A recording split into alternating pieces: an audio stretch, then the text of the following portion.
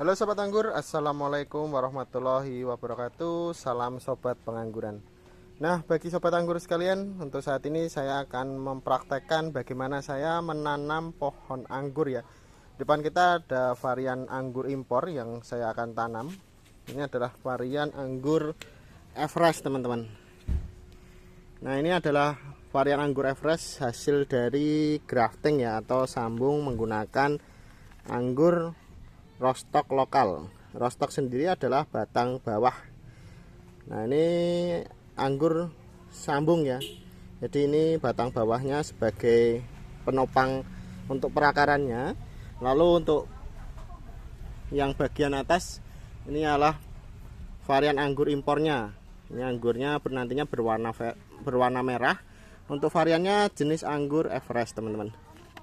Nah, untuk tanaman anggur, jika teman-teman ingin menanam varian anggur, saya akan berbagi tips bagaimana cara memilih varian anggur atau nantinya cara memilih bibit yang kita ingin tanam. Nah, untuk rekomendasi untuk bibit-bibit yang ingin teman-teman tanam yang pastinya memiliki rasa yang manis, genjah, dan sudah terbukti di Indonesia mudah untuk dibuahkan. Jadi teman-teman jangan memilih varian-varian yang sulit dibuahkan di Indonesia ya teman-teman, walaupun buahnya kemungkinan lebih bagus bentuknya atau ukurannya lebih besar ataupun rasanya lebih manis, tetapi kita yang valid-valid saja atau yang pastinya sudah terbukti, baik itu perkebunan besar maupun YouTuber yang menginformasikan kepada teman-teman bahwa varian-varian yang teman-teman kita miliki atau penghobi anggur yang menanamnya yang sudah berbuah cukup lebat atau memiliki produktivitas pembuahan yang baik atau mudah dibuahkan yang terpenting. Nah, untuk varian Everest ini teman-teman, rekomendasi bagi teman-teman yang ingin menanam varian anggur merah ukuran beri besar dan bentuknya bulat besar seperti pingpong teman-teman. Nantinya ukurannya bisa jumbo-jumbo ya. Nah, ini yang terpenting selanjutnya setelah kita memilah atau memilih varian-varian yang cocok atau rekomendasi bagi penghobi yang ingin skala perkebunan maupun yang ingin hanya pemula yang ingin menanam anggur, bisa varian Everest ini. Dan cara pemilihan bibitnya teman-teman bisa pastikan bibit tersebut yang memiliki ujung tunas yang aktif teman-teman. Jadi ujung tunas ya dah tunas paling ujung di bagian tanaman. Ini kan bagian pangkalnya bawah, ini ke atas. Nah, ini bagian ujungnya di sini. Ini pastikan bibit tersebut tunasnya ada dan aktif seperti ini. Lalu yang kedua, teman-teman bisa lihat bahwa bibit tersebut sudah memiliki sulur. Ini adalah tanda bahwa bibit tersebut sudah tua atau siap untuk digrounding. Lalu teman-teman bisa mengeceknya dari segi merabanya dari polybag. Nah, ini ya. Jadi jika tanaman teman-teman diraba seperti ini menunjukkan adanya perakaran. Nah, ini ya, dia menonjol seperti ini menandakan bahwa perakarannya sudah penuh atau bibit tersebut sudah tua atau siap untuk dikebunkan atau ditanam di lahan terbuka. Nah, ini ya, akarnya juga sampai keluar. Nah, ini lalu kita lihat juga jika ada yang tumbuh di bawah sambungan ini kita harus buang. Karena apa? Nantinya jika teman-teman menanam varian anggur sambung yang memiliki ikatan seperti ini, jadi ini ikatan atau sambungan ya antara rostock lokal dengan impornya di atas, ini memiliki sambungan. Pastikan bahwa yang tumbuh itu di sambungannya seperti ini, jangan di bawah sambungan. Jika ada yang tumbuh di bawah sambungan, ini nantinya jika teman-teman pelihara sampai dengan buah tidak enak makan karena varian tersebut asam atau tidak layak untuk dimakan atau masuknya wine grape. Ini kan sudah table grape atau anggur yang siap dimakan langsung. Nah, jika teman-teman sudah menyiapkan lahan dan sudah mencampurkan media tanam yang teman-teman sudah siapkan sebelumnya, nah ini seperti ini. Ini ukurannya 50-50 ini, tetapi lebih panjang 3 meteran ya. Karena apa? Saya akan tanam 3 varian. Tapi jika teman-teman hanya satu varian bisa mengukurnya dengan 50-50 untuk kelilingnya ya. Nah, ini jika sudah terpenuhi media tanam seperti ini, kita gali lagi. Nah, ini agak pojok ya, karena kita akan sistemkan para-para di pojok seperti ini. Ini kita tanam, kita gali lagi sedalam polybag. Jangan terlalu dalam atau terlalu lebih dari polybag bibit tersebut. Karena apa? Nantinya takutnya pertumbuhannya akan stuck. Tapi jika teman-teman hanya menanamnya sedalam polybag terlebih dahulu, nanti menambahkan media tanam lebih bagus. Nah, seperti ini. Nah, lalu kita akan sobek. Kita sobek plastiknya, teman-teman. Bisa teman-teman menyobek dari atas ke bawah, seluruhnya dibuka untuk melihat perakaran, atau teman-teman bisa menyopotnya dari sini saja. Ini melingkar, dicopot. Jadi kita menggunakan cutter melingkar. Lalu ini kita ambil, kita tarik ke atas. Tapi kita akan lihat perakarannya, kita sobek dari atas ke bawah, teman-teman. Setelah kita sobek untuk polybagnya, untuk perakarannya seperti ini ya. Jadi penampakan dari pohon anggurnya ini bagian atas, lalu yang tertutup di media tanah anggur tersebut. Penampakan akarnya seperti ini, teman-teman. Ini sangat bagus ya kalau dia memang akarnya sudah melingkar dan penuh seperti ini. Ini juga perakarannya masih dalam kondisi aktif.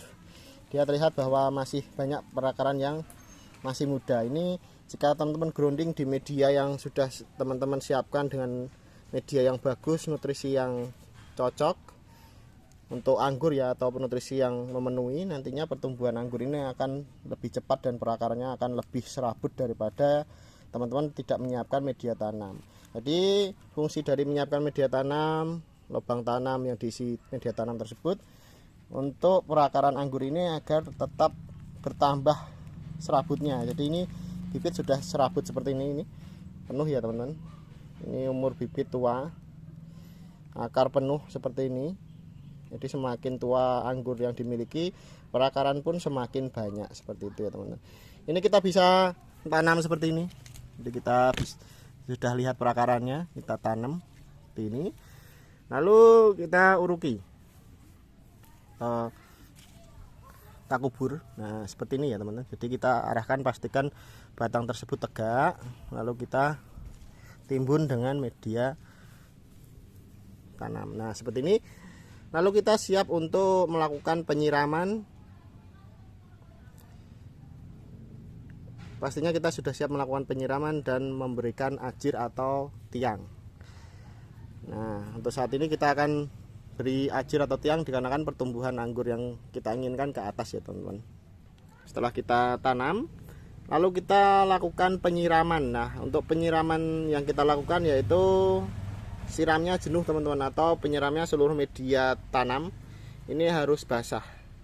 Agar apa? Agar nantinya media yang kita siram itu akan memadat ya, atau dia akan turun dan mengisi rongga-rongga yang ada. Dan nantinya untuk pertumbuhan akar anggur pun lebih baik, karena apa? Tanahnya sudah terkena air dan tidak lagi terlalu panas ya, karena terlalu kering pun tanpa air kurang begitu bagus. Jadi kita siram seluruhnya agar media ini terbasahi dan di bawah media tersebut lembab ya. Jadi perakaran anggur yang kita miliki pun sehat. Tapi jika ini terlalu kering, takutnya akar anggur pun nantinya akan panas atau akan terbakar ya, karena tidak lembab. Jadi selain kita melakukan penyiraman jenuh, jika kita bisa memberi ajir. Nah, ini yang paling terpenting di akhir, yaitu kita memberikan lanjaran atau tiang. Agar apa? Nantinya pertumbuhan anggur ini sesuai yang kita inginkan. Jadi yang kita inginkan dia tinggi sampai ke para-para. Jadi dia ikut sesuai persiapan lanjaran atau tiang yang kita siapkan. Tapi kita untuk saat ini tidak menggunakan tiang, lanjaran seperti bambu, kita hanya menggunakan tali rafia. Jadi saat kita menanam anggur tidak usah terlalu ribet ya, atau tidak harus kita berusaha seperti yang dibicarakan di video-video yang lain. Seadanya aja di rumah. Di sini saya mencontohkan menggunakan rafia. Jadi kita hanya perlu melilitkan anggur yang kita miliki ini. Ini fungsinya agar dia tunas pada ujung tanaman anggur ini tetap ke atas ya, atau dia nantinya kita posisikan dia tetap merambat lurus. Nah, takutnya jika tanaman anggur ini tidak merambat ke atas, jadi dia kesampaian atau rebah atau tidur, nantinya takutnya akan muncul tunas-tunas air yang cukup banyak. Jadi yang terakhir kali yang penting kita membuat ajir atau tiang atau lanjaran atau tali seperti ini menggunakan raffia.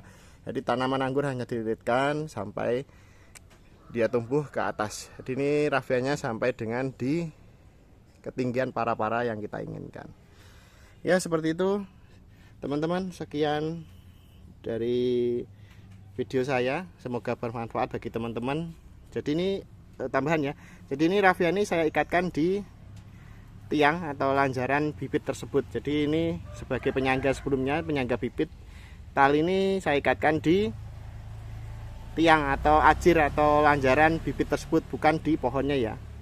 Pastikan teman-teman memberikan tali ini bisa diikatkan di kayu atau apa ya, jadi tambahan ya, jangan diikatkan pada tanaman anggur yang teman-teman miliki ya, seperti itu. Nah, sekian video dari saya, semoga bermanfaat bagi teman-teman. Jika ada salah kata dan perbuatan tidak berkenan, mohon maaf. Wassalamualaikum warahmatullahi wabarakatuh. Salam sobat pengangguran, sukses selalu, jangan lupa like dan subscribe-nya.